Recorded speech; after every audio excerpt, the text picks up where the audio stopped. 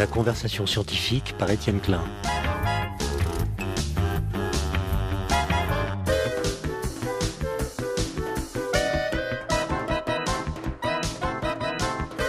Cette émission a démarré en septembre dernier, elle est donc trop récente pour qu'on puisse parler à son sujet d'habitude. Mais je remarque que le démarrage de chacune des précédentes s'est fait à chaque fois sur le même mode. Je présente en quelques minutes un sujet, une question ou un problème, puis j'accueille une ou un invité en précisant quel ou qui est directeur de recherche au CNRS, ou à l'INRA, ou au CEA, ou ailleurs. Les choses vont se passer différemment aujourd'hui. J'accueille en effet non pas un savant, quoique, mais tout à la fois et dans la même personne, un acteur, un compositeur, un monteur, un musicien, un scénariste, un humoriste et un écrivain. Et je dois oublier 2 ou 3 choses, notamment père de famille nombreuse. Bonjour Alexandre Astier. Bonjour. Je suis ravi de vous accueillir dans ce studio et un peu intimidé aussi. Vous êtes très connu par la série Kaamelott qui vous a rendu accessible à toute forme de liberté depuis le succès que cette série télévisée a rencontré. Et mon intention est de converser à bâton rompu avec vous, et c'est d'ailleurs ce à quoi invite le nom de cette émission. Mais il faudra bien lui trouver un titre. Est-ce qu'un titre comme « Quand la science est de mise en scène » vous convient ? Là, oui, il faut faire la petite césure que vous avez faite, quoi. Elle est imposée. On est obligé de la faire. Alors c'est bien sûr en référence à votre nouveau spectacle qui s'intitule l'Exoconférence, que vous avez joué au Théâtre du Rond-Point à Paris et que vous allez maintenant jouer dans toute la France. Alors j'ai consulté votre biographie, j'ai vu tout ce que vous avez fait, et ma première question est la suivante. Comment fait-on pour avoir seulement 40 ans à votre âge ? C'est-à-dire en ayant fait autant de choses. Il y a un paradoxe, c'est ça ? Vous voulez que je vous explique un paradoxe ? Quand on voit, la liste de vos travaux, de vos participations à des spectacles, vos travaux d'écriture, on a l'impression que vous êtes un travailleur acharné. Vous avez de l'aide ou vous faites tout seul ? Non, je crois pas que je fasse tant de trucs que ça. Par contre, quand je l'ai fait d'un coup, quoi. Peut-être pour m'en débarrasser, peut-être que j'aime pas travailler, justement. Enfin, j'insiste, quand on voit la liste de toutes vos œuvres, si j'ose dire, on se dit, cet homme-là doit avoir 70 ans. Oui, il a commencé petit, non ? C'est le cas ? Je crois un peu, ouais. Mais la musique, en tout cas, oui. La musique, j'ai commencé très petit, à 6 ans, sur un conservatoire. Puis j'ai commencé à composer assez tôt. Vers 10 ans, j'ai commencé à bricoler des trucs. Et puis après, alors mon seul plaisir d'ado était pas de sortir avec les autres ou tout ça, parce que j'aimais pas les groupes et tout ça. Donc mon plaisir était de rentrer chez moi et de faire de la musique dans ce qu'on appelle un home studio, qui a gonflé au rythme des anniversaires et des Noëls quand il manquait des appareils. Et en fait, je pense que j'ai jamais eu tant de plaisir que de travailler dans ma chambre, et je continue de le faire maintenant. Mais du coup, ça par contre, c'est une habitude d'aller me retrouver avec mes jouets dans ma piole. C'est un truc que j'ai gardé, oui. Cette idée de l'exoconférence, est-ce qu'elle fait suite à une première tentative que vous avez faite, très réussie d'ailleurs, sur la physique quantique, que j'ai vu sur Internet? C'est un spectacle qui s'intitule La physique quantique, un bilan mitigé. C'est ça. Qui a été vu par un nombre considérable c'est un d'internautes. sketch et pas un spectacle. C'est juste une petite intervention dans un spectacle choral qui avait lieu à l'Olympia.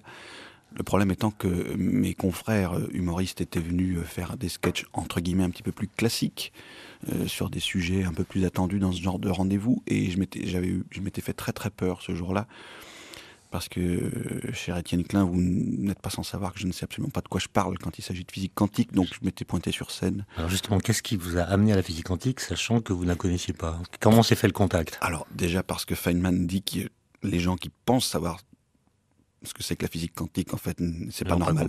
Voilà, donc ça décomplexe. Bah oui, mais si personne ne doit la comprendre, je fais partie du groupe, on est d'accord. Mais c'est vrai que ça part du principe que je parle à des gens qui ne savent pas non plus ce que c'est.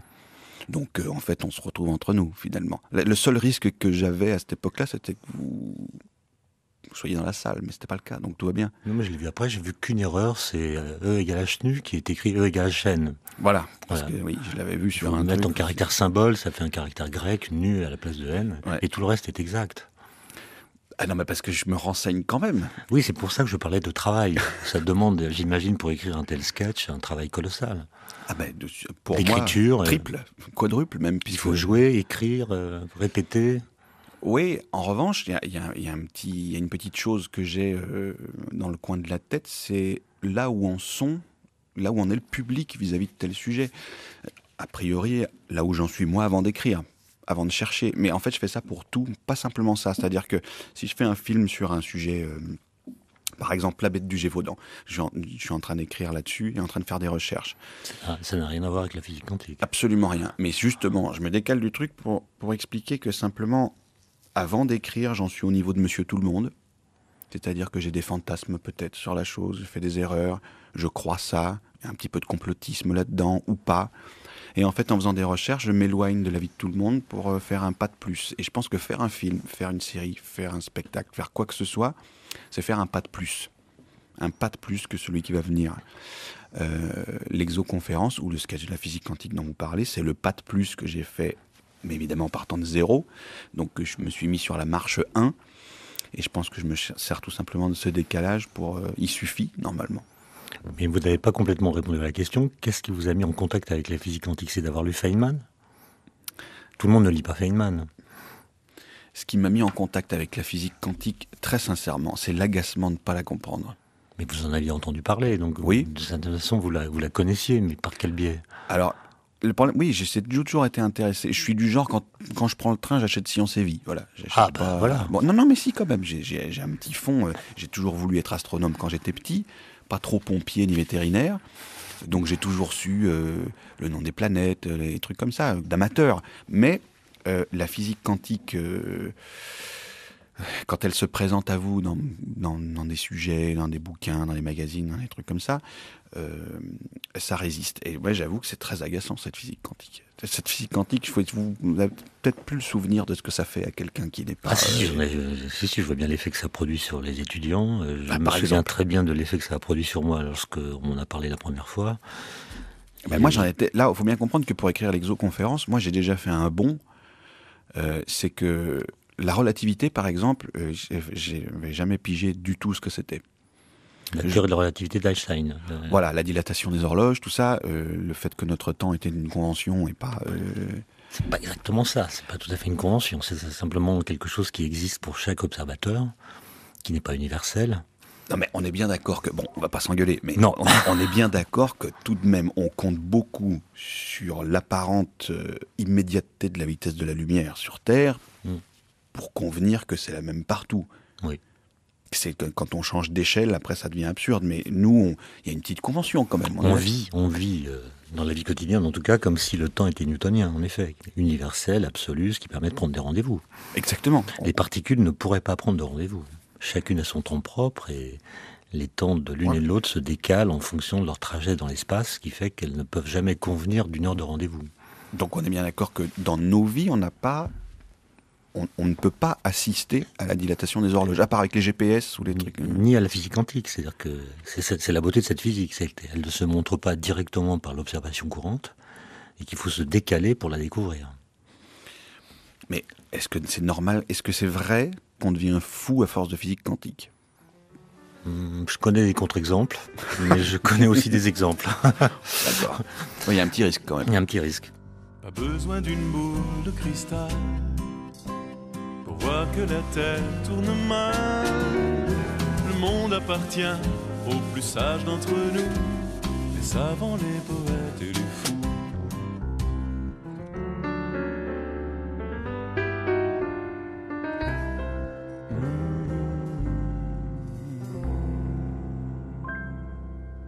Alors vous dites dans une interview du Monde datée du 25 septembre 2014, « Mes vrais prêtres sont les astrophysiciens et les biologistes, car j'adore l'humilité et l'objectivité qui sont la meilleure réponse face à l'inconnu. » Oui. Depuis toujours? Vous avez pensé que c'était les scientifiques qui détenaient l'humilité et l'objectivité? L'humilité, par exemple? Non, mais je ne vous connaissais pas encore. Mais non, il y a un truc quand même, c'est que je les oppose aux complotistes quand même, beaucoup. Le fantasme, il fait reculer les choses. Et je pense qu'il y a derrière chaque fantasme un besoin de croire. Alors quand on parle d'extraterrestres, évidemment, mais c'est vraiment la question. C'est-à-dire que les extraterrestres, selon moi, ont remplacé Dieu à un moment. C'est un peu Dieu 2.0, en tout cas à l'époque du nucléaire, à l'époque à l'époque des risques considérables qu'on faisait prendre à notre propre planète, au moment où on a eu ce pouvoir-là. Et je pense que là, on s'éloigne de la vérité. Et si jamais il existe une vérité, elle ne viendra pas par ceux qui ont envie de quelque chose. Et ce que j'aime bien chez les scientifiques, même si j'admets que c'est un peu naïf de penser que les scientifiques peuvent représenter un groupe uniforme, isotrope, et homogène, quand même, il y a un petit réflexe chez eux d'observer avant de penser, et en tout cas de mettre leur désir de trouver après la recherche. Donc vous pensez qu'on déclare aimer la vérité, mais en réalité on déclare vrai les idées qu'on aime? Il me semble bien, oui. En tout cas, quand on regarde la mythologie extraterrestre et ce à quoi les gens ont tenu absolument, ce que les gens ont désiré, c'est généralement remplir un vide. C'est remplir un vide psychologique, une Parce qu'on sensation se sent de trop seul, solitude, si on est seul sur Terre, et si la Terre est seule au monde, si j'ose dire, en tant que planète habitée, on se sentirait trop seul. Et en même temps, ça permet d'avoir un orgueil incroyable. Mais on l'a quand même. Alors ça, paradoxalement, on l'a quand même. C'est-à-dire qu'il y a un orgueil improbable, mais on s'est inventé des surveillants, en fait. On s'est inventé des pions, notamment à partir du nucléaire, qui nous surveillent, et alors discrètement. De l'extérieur. Ils n'interviennent pas, mais ils ont l'air de patrouiller. Ce que j'ai retrouvé le plus souvent dans la mythologie extraterrestre et dans... je ne parle pas de la mythologie ancient alien qui parle du fait que chaque grande découverte des civilisations anciennes ont été faites par la visite extraterrestre, mais celles qui sont venues après-guerre, on a bien l'air de s'être inventé des surveillants, discrets, bienveillants certainement, susceptibles de punir peut-être, ça dépend des histoires, mais en tout cas il y a cette idée de patrouille. Alors que s'est-il passé le 6 octobre 1995, vous en souvenez? Vous étiez tout jeune à l'époque. C'est pas la découverte de la première exoplanète? Si. C'est Michel Mayor et bravo, qui est Didier Queloz qui annoncent la découverte de la première exoplanète qui s'appelle 51 Pégasi et qui est à 40 années-lumière de chez nous. Vous en parlez dans le spectacle, parce que vous dites que cette date-là, c'est une des plus importantes de l'histoire de l'humanité. Oui. Est-ce que vous êtes d'accord? Moi, je suis d'accord aussi, mais en fait, j'ai pas le souvenir d'avoir assisté en direct à cette annonce. C'est après coup que j'ai appris qu'il existait en effet au moins une exoplanète. Aujourd'hui, il y en a presque 2000, je crois, qui sont répertoriés. Mais assez vite, je me suis convaincu que les distances étaient telles qu'on ne pourrait jamais entrer en contact avec ces gens. Moi, j'ai une petite question à vous poser à propos des exoplanètes, et notamment de ce 1995. Et ça, c'est un truc proprement scientifique, mais là, j'ai un truc que je ne comprends pas. Est-ce que les exoplanètes étaient supposées et tues avant d'être vérifiées? Ou est-ce que réellement, on s'est dit, ça existe, alors qu'on pensait que ça n'existait pas? Il y avait évidemment des gens qui posaient la question, et d'autres, parfois les mêmes, qui faisaient des recherches. C'est le cas de Michel Mayor. Il a voulu voir. Il est allé regarder avec des moyens nouveau, et il a détecté par des voies directes ou indirectes, puisqu'il y a deux façons de les découvrir, par transition et par transition, je vois ce que c'est quand elle passe devant son étoile, c'est ça? Il y a une variation de la lumière émise par l'étoile qui est due au fait qu'il y a un obstacle qui se met devant elle. Et puis il y a aussi les mouvements de l'étoile elle-même. Je ne suis pas spécialiste, c'est vous le savant en fait. Alors il paraît qu'avec le mouvement de l'étoile elle-même, on peut déterminer qu'il y a quelque chose qui active la force de gravitation. Voilà. Peut-être. Mais alors du coup, on pensait vraiment qu'on était il y avait vraiment une théorie sérieuse qui pensait qu'on pouvait être le seul système planétaire de l'univers, ou en tout cas une exception là-dessus. En tout cas, il y avait des conditions qui étaient résumées dans une formule qui s'appelle la formule de Drake pour que la vie soit possible quelque part. Il ne suffit pas qu'il y ait une planète pour que la vie soit possible dessus, évidemment, mais ces contraintes sont très très fortes, et du coup, on pouvait imaginer soit que nous étions seuls, soit que ces contraintes étaient moins dures que ce qu'on imaginait, auquel cas il fallait imaginer une infinité de mondes analogues aux nôtres. Bon, les philosophes l'avaient pensé, Giordano Bruno et quelques autres. Donc l'idée était quand même dans l'air. C'est pas une théorie d'ailleurs, c'est simplement une hypothèse. Et la démarche scientifique, c'est d'aller y voir autant que possible. Alors, du coup, l'équation de Drake, est-ce qu'elle est mise à mal avec la certitude maintenant que quand même un soleil a de fortes chances de... Non, mais simplement, dedans, il y a des probabilités qu'on multiplie les unes par les autres. Donc on les change. Certaines sont difficiles à estimer. Voilà. Donc c'est une formule qui n'a pas de vérification empirique directe. Elle est bâtie sur des hypothèses. Quelles sont les conditions pour que la vie apparaisse? Il faut de l'eau qui existe dans les trois phases. Il faut une distance, il faut même une définition de la vie, d'une certaine façon. Oui, parce que Qu'est-ce que c'est que la vie? Qu'est-ce que c'est qu'une vie intelligente? quand Hawking dit peut-être qu'il y a des formes de vie qu'on ne considérerait pas comme telles, est-ce que vous êtes d'accord avec ça? On peut tout imaginer. Simplement, toutes les formes de vie qu'on connaisse sont basées sur la chimie du carbone. On pourrait imaginer que d'autres formes de vie soient possibles, mais c'est très difficile. Et le carbone, il faut qu'il soit produit. Il est produit de façon très particulière dans les étoiles par des interactions nucléaires qui sont bien identifiées. Ça, c'est plutôt la question de savoir s'il pourrait y avoir d'autres univers avec de la vie. Et la condition qu'on croit difficile à dépasser, c'est il faut qu'il y ait du carbone. Et pour qu'il y ait du carbone, il faut que les étoiles fassent leur travail jusqu'à produire du carbone. C'est-à-dire mourir? Non, pas forcément. Enfin, elles meurent toutes, de toute façon, puisqu'elles épuisent leur combustible nucléaire. Mais il faut qu'elles puissent fabriquer des éléments aussi lourds que le carbone à partir d'éléments plus légers. Ah oui. Et la Lune? J'arrive jamais, c'est fou, hein, j'arrive jamais à me souvenir si Neil Armstrong et Buzz Aldrin ont atterri près du mont Hadley ou sur la mer de la Tranquillité. Ou dans le Nevada, près de l'Area 51, filmé par Stanley Kubrick. 66 millions d'Américains pensent qu'on n'y est jamais allé. Et 66 millions d'Américains pensent que les extraterrestres se sont crachés à Roswell. Est-ce que ce sont les mêmes 66 millions? Certainement. J'ai vu votre spectacle, je dois l'avouer, avec un grand bonheur. Et vous racontez très très bien, dans une mise en scène assez éblouissante, le paradoxe de Fermi. Bon, je ne savais pas que Fermi était alcoolique. Et je peux m'excuser de ça, si vous voulez, en public. Il n'y a aucun problème. Bah oui, il faudrait le faire, parce que là, je l'ai vu d'une façon telle que je ne l'avais jamais imaginé. Alors, le paradoxe de Fermi, il a été énoncé en 1950 par Fermi, justement, en discussion avec d'autres physiciens, dont Teller, je crois. Oui, les prénoms sont justes. Oui. Herbert, Edward, ils étaient là. Voilà, et le constat, c'est que le Soleil est une étoile jeune par rapport à d'autres, donc il y a des étoiles plus vieilles.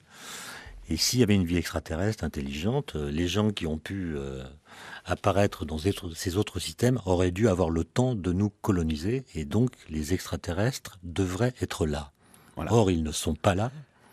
Avec quand même la petite question qui dit que le besoin de colonisation n'est pas forcément un besoin universel. Voilà. Que peut-être qu'il y en a qui aiment rester chez eux. Enfin, donc il y a plusieurs façons de résoudre ce paradoxe.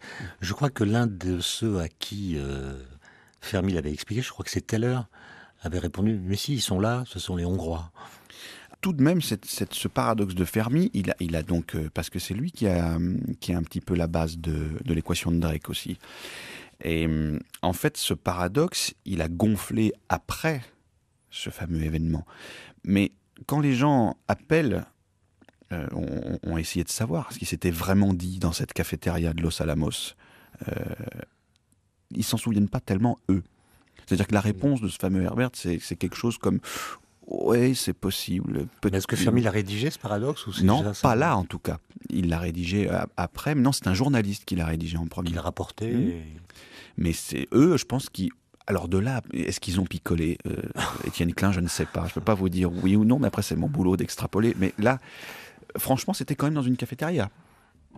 C'était à Los Alamos, au laboratoire, je suis d'accord, mais dans la cafétéria. Donc ça, c'est pas moi qui l'ai inventé, c'est vrai. Bon, il y a une petite extrapolation là. Mais bon, c'est possible. Oui, tout petit peu.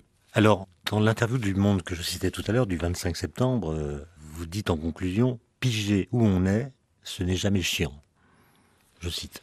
Oui. C'est-à-dire que vous interrogez la place de l'homme dans l'univers, sa singularité, son unicité, la place qu'il y joue, de quel projet pourrait-il être l'aboutissement. Mais après avoir mené toutes ces recherches, vous avez pigé qu'on est où? Alors, non, il y a un petit mensonge là-dessous, c'est qu'en fait, je pense qu'il y a aussi vraiment une véritable possibilité de vivre en s'en foutant. Je crois. Sauf que c'est pas un truc que j'ai envie de défendre. Mais je pense qu'on peut se foutre d'où on est. On peut même ne pas s'intéresser à ses origines. On peut même ne pas savoir d'où on vient. C'est pas vraiment problématique. On a un petit gap de 70 ans pour essayer de bricoler quelque chose. Je pense qu'il y en a qui se cantonnent au navet, par exemple. C'est-à-dire, le navet, ça peut être bien cultiver son navet. Peut-être, ça peut, à mon avis, vous faites un enfant ou deux, vous avez... Oui, vous en êtes à 5. Moi, j'en suis à 5, oui, mais parce que je me back up un peu pour pas m'ennuyer, je sais pas. Mais non, c'est possible qu'on puisse vivre sans savoir d'où on vient. Après, je trouve que c'est effectivement jamais chiant. J'aime bien le terme banlieue de la Voie lactée pour notre système solaire. Est-ce que ça vous convient? Oui, on est à la périphérie, évidemment. Alors après, il paraît qu'on est quand même... pour ceux qui disent que l'équation de Drake n'est pas forcément valable parce que on a une petite particularité, c'est que du point de vue de la gravitation, on est un peu entre le centre et la fin, donc on est un peu maintenu... on est un peu maintenu au milieu, sans qu'on soit attiré vers le centre dangereusement ou expulsé. Mais c'est un peu la conclusion de votre spectacle. D'ailleurs, vous posez la question de la vie extraterrestre, de la quête qui a été menée et qui continue d'être menée pour savoir s'ils existent ou non. Mais à la fin, vous concluez en disant, mais finalement, on s'en fiche, quoi, puisque même s'ils sont là, il n'y a aucun moyen d'entrer en contact avec eux, parce que les distances sont telles que même si leurs vaisseaux sont très rapides, les durées des voyages concernés seraient incompatibles avec la durée de vie humaine. Bah, c'est compliqué parce que que ne peut-on espérer d'une civilisation qui aurait des millions d'années d'avance sur nous? C'est-à-dire qu'au bout d'un moment, c'est là où ça devient dingue de réfléchir à ça. C'est que à partir du moment où on considère qu'ils ont tout réglé et qu'ils peuvent contourner les lois de la physique, c'est idiot de dire qu'ils ne peuvent pas venir. Mais en même temps, si l'univers est isotrope et que les lois de la physique sont les mêmes chez eux, il y a des choses difficiles à contourner. Et on peut espérer qu'elles soient difficiles à contourner, même avec des millions d'années d'avance technologique. Mais on peut espérer contourner les lois de la physique, parce que les lois de la physique ne sont peut-être pas les lois physiques, les vraies. Mais les lois physiques, il me semble qu'on ne pourra jamais les contourner, puisque justement, ce sont des lois physiques. Donc ça, c'est... Bon, alors partons du principe que c'est pas contournable, ils peuvent donc pas venir, ok? Voilà. Et donc, à partir... Bon, c'est un... Le « on s'en fout », ça m'a été inspiré par... Ça m'a été inspiré par un des astrophysiciens que j'ai consulté pour écrire ce spectacle. Il y a Roland Lehoucq aussi qui m'a parlé de l'accélération et la décélération. Aller à la vitesse de la lumière ou s'en approcher, en tout cas, c'est une longue entreprise pour y aller et pour en revenir. Il me semble qu'on est obligé de s'en foutre. On est obligé de s'en foutre. La vitesse de la lumière en relativité, c'est vraiment une vitesse limite. Elle impose une borne, elle empêche des choses, elle intervient comme un principe d'interdiction en quelque sorte. D'ailleurs, il y a une belle anagramme. La vitesse de la lumière a pour anagramme limite les rêves au-delà. Ouais, c'est pas mal. France Culture, la conversation scientifique. Étienne Klein. Il faut bien comprendre que la vitesse de la lumière est une constante. Il se trouve que c'est la vitesse à laquelle va la lumière dans le vide. Mais c'est une limite fondamentale. Il n'y a que la lumière qui va à la vitesse de la lumière. Un objet à la vitesse de la lumière? Attendez, déjà, il faudrait répartir l'accélération sur combien d'années pour que les jets soient supportables à l'intérieur de l'appareil? Comme ça, à la vitesse lumière, hop, boum! Mais le type à l'intérieur du cockpit, il passe directement du compte à rebours à l'état gazeux. 1, 0, ignition. Ah, on a perdu Jean-Mi. Ah, merde! Alors, dans votre spectacle, dans mon souvenir en tout cas, vous ne parlez pas des grandes questions de la cosmologie d'aujourd'hui, qui sont la matière noire, l'énergie noire, c'est-à-dire des choses qui nous demeurent mystérieuses. La matière noire, c'est une matière de nature inconnue, qui, si on en croit les équations d'Einstein pour la gravitation, n'émet pas de lumière, mais agit gravitationnellement sur les objets physiques, notamment sur les galaxies. Et puis l'énergie noire, c'est une énergie de nature inconnue, là encore, qui est censée être à l'origine de l'accélération de l'expansion de l'univers. Et le fait qu'on ne connaisse pas ces deux choses, qu'on ne sache pas dire de quoi elles sont faites, interdit de conclure en matière de cosmologie. C'est-à-dire, il se peut que nos lois physiques, desquelles on déduit l'existence de ces choses, soient fausses. Et puis tant que si elles existent, on n'a pas réussi à identifier de quoi elles sont faites, on ne peut pas dire qu'on ait fini le travail. Mais du coup, est-ce que ce qui nous manque à savoir sur l'énergie et la matière noire, le jour où on en saura plus, est-ce que c'est censé contredire ce qu'on a ou le compléter?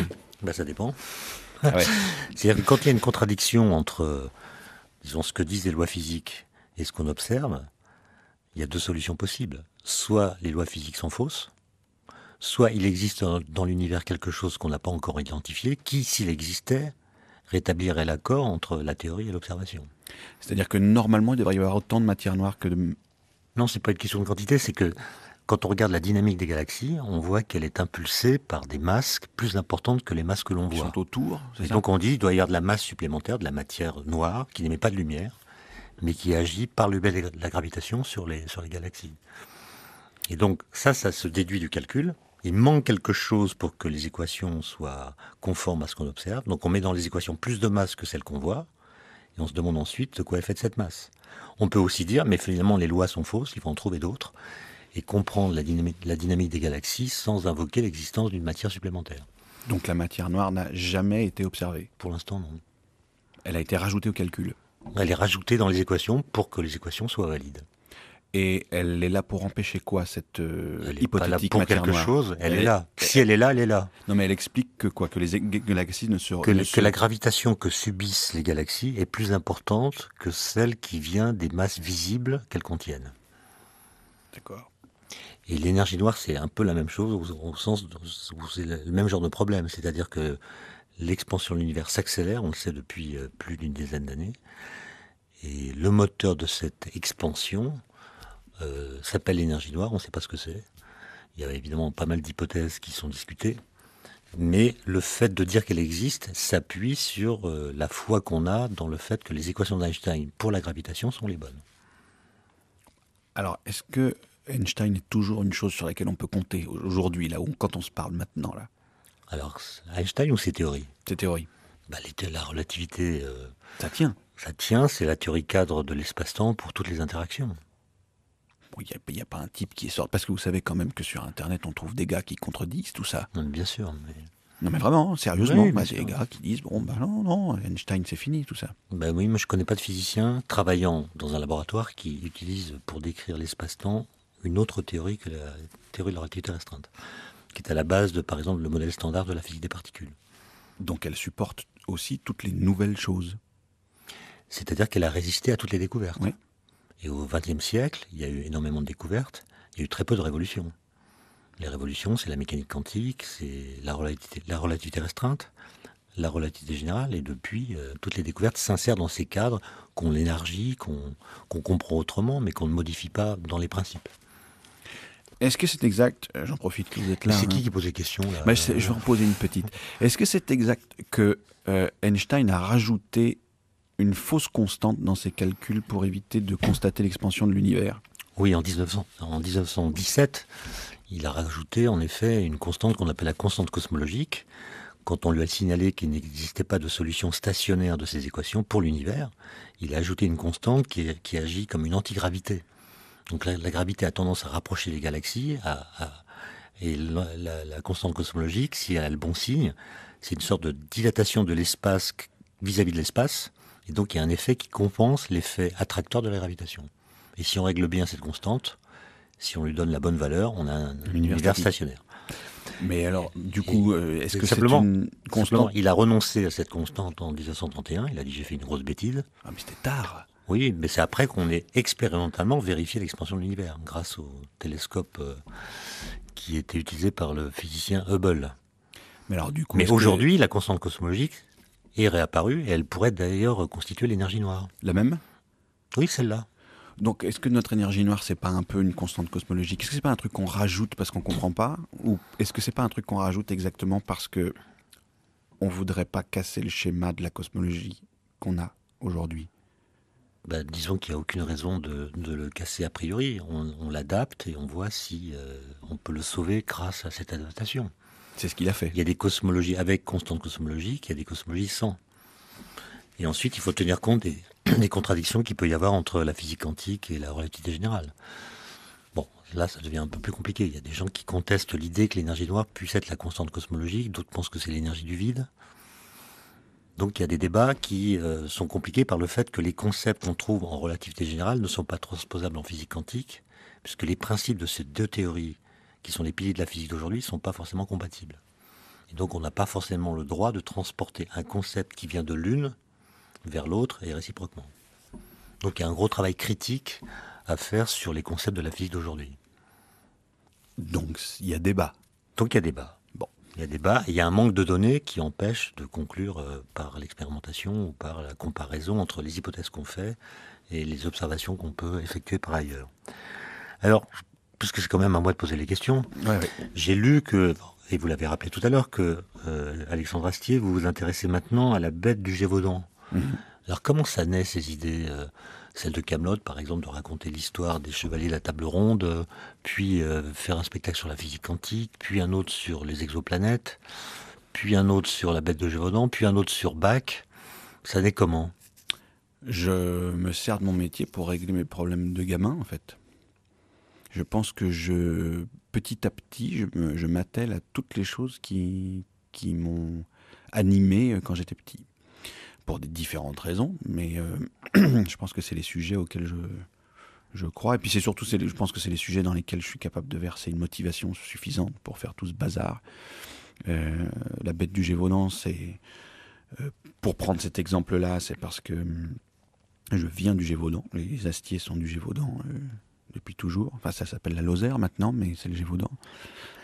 Que mon arrière-grand-mère était bergère et qu'elle me racontait des histoires de loups et que cette terreur a bercé mon enfance un peu.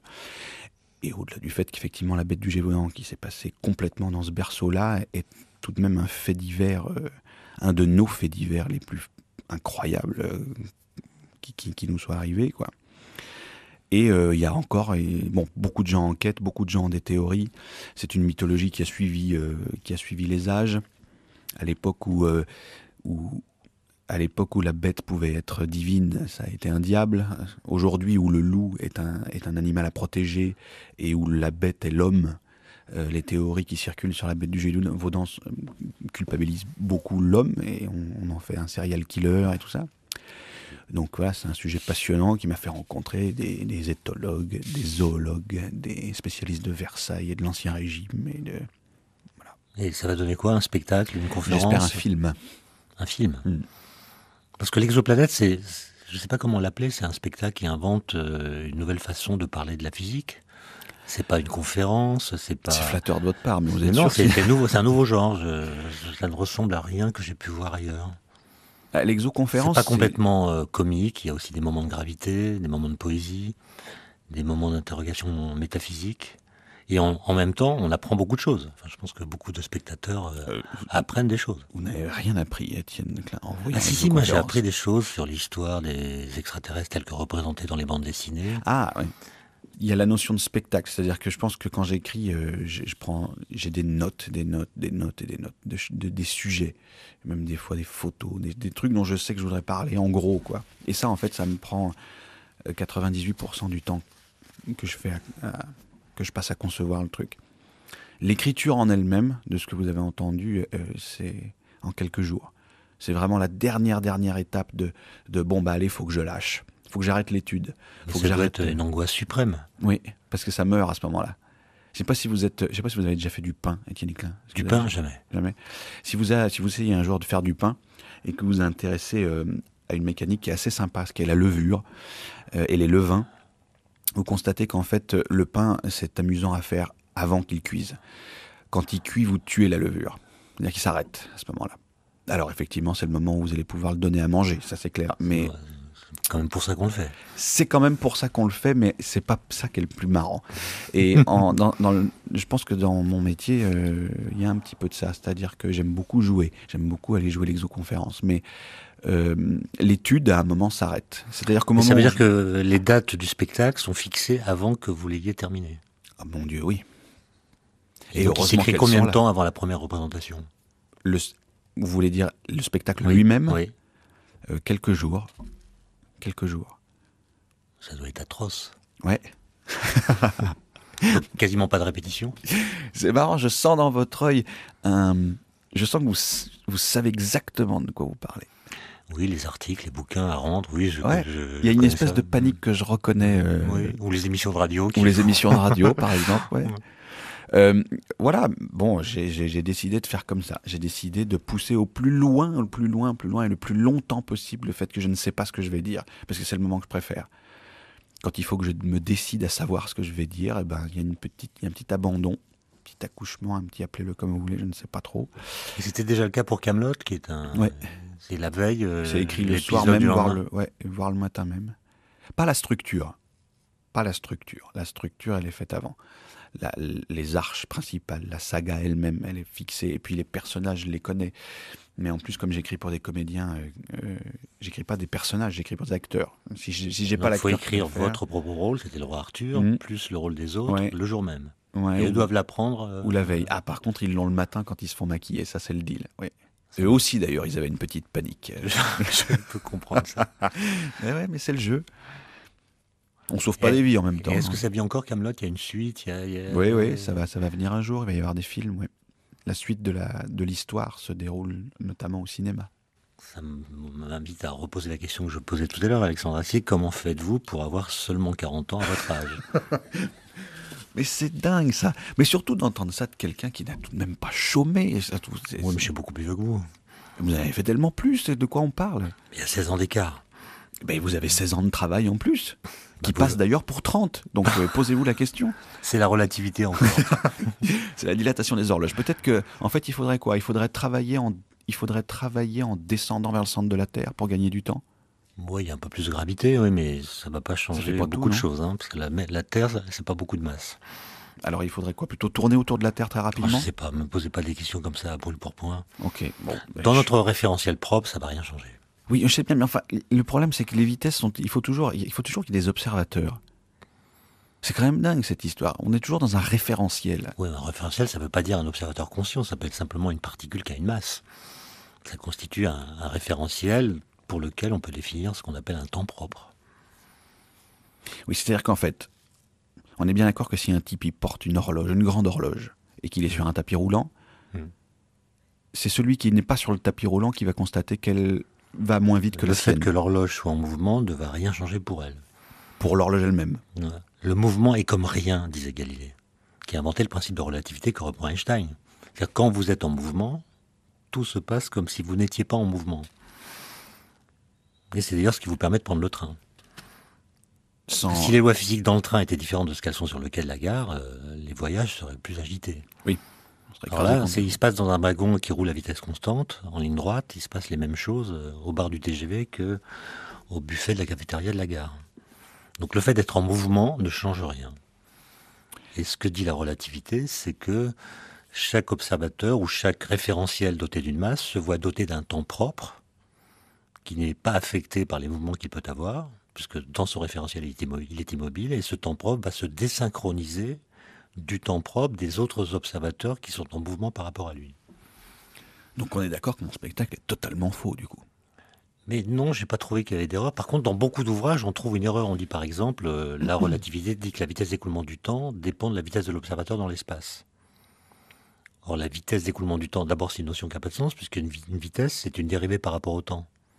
Donc, dire que le temps a une vitesse, ça voudrait dire qu'il change le rythme de son écoulement par rapport à son rythme d'écoulement. Ça n'a pas de sens. Non, lui, il s'écoule. Voilà, donc le temps, il s'écoule d'une certaine façon. Enfin, on peut jouer sur les mots ensuite. Mais quand on dit cette phrase, on laisse entendre que quand on se déplace, notre temps change. Et en fait, non, il ne change pas. Non. En revanche, il se décale ou se désynchronise par rapport au temps propre des autres. Donc il ne faut pas imaginer qu'il y a un temps universel dont la vitesse d'écoulement dépendrait de l'observateur. Il faut plutôt imaginer qu'il est universel pour les observateurs d'avoir un temps propre qui lui est propre. Oui, mais C'est pas tout à fait le même message. Non, mais n'empêche que moi, avec mes horloges, je me retrouve bien coincé quand même. Il faudrait revoir. Moi, je l'ai vu dans une sorte de joie. Deux horloges synchronisées. Vous en mettez une au sol, une à 1 km d'altitude. Oui. Est-ce que celle d'en bas tourne plus lentement que l'autre? Mais je ne sais pas ce que veut dire tourner plus lentement déjà. Que l'autre. Qu'est-ce que ça veut dire tourner plus lentement? Les aiguilles. Elles vont toutes les deux battre la seconde. C'est quand elles vont se rapprocher que vous allez constater un décalage. Mais elles vont bien se décaler. Elles vont se décaler. De même que si vous partez très vite et me rejoignez, si au moment de notre séparation, nos montres sont synchronisées, quand nous nous retrouverons, si vous avez été très vite, eh bien elles seront désynchronisées. Mais c'est pas le fait de... Mais moi, mon temps n'aura pas été plus long, court. Voilà, il n'aura pas été accéléré ou ralenti. Il sera ce qu'il est. Donc c'est un paradoxe quand même. C'est ce qu'on appelle le paradoxe des jumeaux de Langevin. Ouais.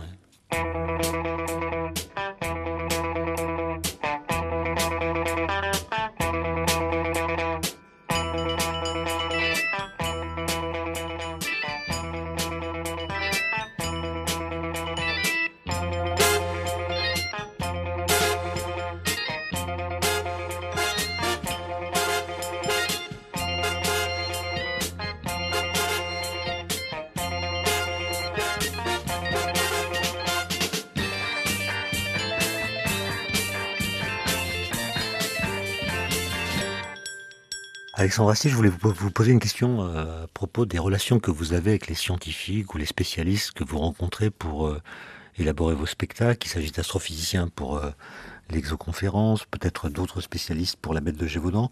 Comment est-ce qu'ils vous reçoivent ? Ils sont flattés, ils sont contents d'être consultés, ils sont ouverts à l'idée d'un spectacle à propos de leur sujet de recherche. Est-ce qu'ils ont peur que vous déformiez leur thèse ? Ils sont généreux, déjà, avant tout. De leur temps et de leur savoir, généralement. Alors, par quoi c'est motivé ? C'est difficile à dire. Ils sont probablement déontologiquement intéressés par le fait que le moins possible de conneries soient dites, j'imagine. C'est tout à l'intérêt général. Et après, pour leur intérêt personnel, je ne sais pas trop. Je pense qu'ils imaginent que la logique aurait voulu que je ne les consultât pas. Mais ouais, en tout cas, ils pensent que dans mon métier, on s'embête pas trop avec ces trucs-là, certainement. Et le fait de me voir un peu inquiet quant à la vérité, si tant est qu'il existe un tel truc, mais je veux dire, ça doit les toucher, certainement. Et c'est vrai que je veux pas raconter de bêtises. Au-delà du fait que je ne veux pas raconter de bêtises, généralement, ce que je trouve auprès des gens qui ont passé leur vie dessus, c'est largement plus intéressant que le fantasme primaire que j'aurais pu avoir sur un sujet. En revanche, ça me demande d'abandonner quelque chose. Toujours. C'est-à-dire que le fantasme, je veux dire par là que les extraterrestres, j'aurais pas dit la même chose sans devoir consulter personne. Et ma mythologie personnelle sur les extraterrestres, je l'aimais bien. Elle était chouette, je trouve. Enfin, je vivais avec. Vous avez fait la même chose pour Kaamelott ? Vous aviez rencontré des historiens C'est différent parce que la geste arthurienne est quand même mythologique avant tout. Elle a été construite par plusieurs auteurs. Elle a suivi les modes des siècles. Il y en a de toutes sortes, jusqu'au Monty Python qu'on fait la leur. Et c'est quand même un sujet libre, le monde arthurien. Quand on s'attaque à quelque chose comme la bête du Gévaudan, c'est un peu différent. Ou pour mon film David et Madame Hansen, quand j'ai été voir des gens qui étaient spécialistes d'Alzheimer, des choses comme ça, c'est la vie des gens, certaines personnes d'aujourd'hui. Donc, quoi que je puisse en penser avant, j'ai un petit trajet à faire pour comprendre mieux les trucs. Et généralement, finalement, ils sont plus créatifs, ces trucs-là. La vérité est plus inventive. C'est un peu impensif, je suis désolé, mais je pense qu'il est vérifié. La vérité est plus inventive. Les faits sont plus inventifs que les fantasmes.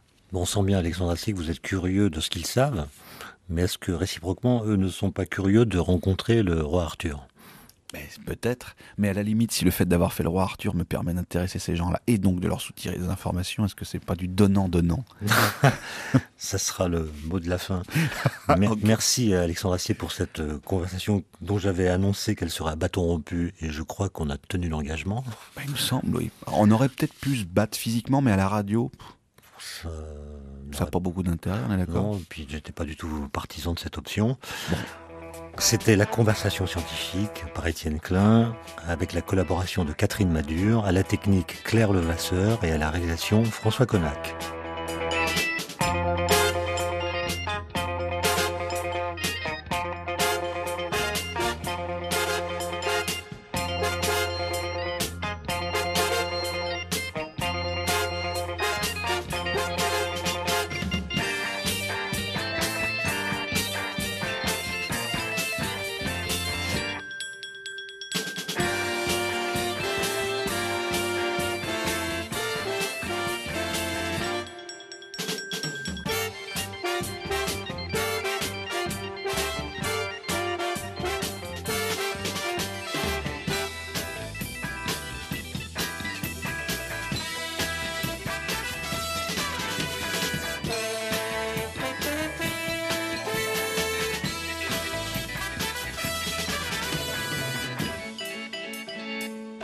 tout de suite la boîte à lettres de Cécile Gilbert, puis vous retrouverez Continent Musique par Mathieu Conquet.